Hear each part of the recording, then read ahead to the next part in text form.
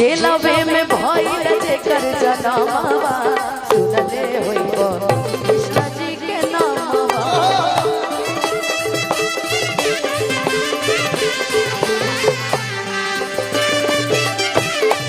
जेलवे में भइल जेकर जनमवा सुनले होइबो जादू जी के नाम।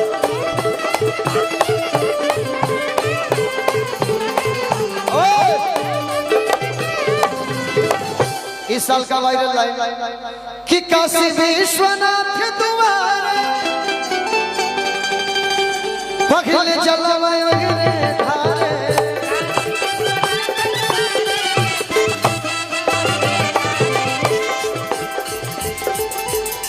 आगे काशी विश्वनाथ काशी विश्वनाथ काशी विश्वनाथ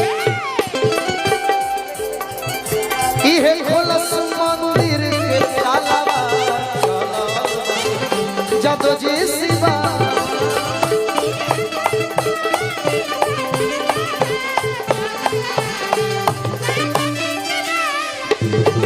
देखा तार भतीजा भतीजे ने खड़ा बड़ा इसी पे एक बात बोल देता हूँ कि बाबूजी के बगिया के फूलवा बेटिए होली ये तुम्हारे लिए बोल रहा हूँ।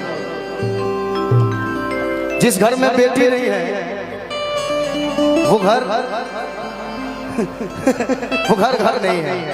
तो बाबूजी के बगिया के फूलवा बेटिए होली तारे वाला फूलवा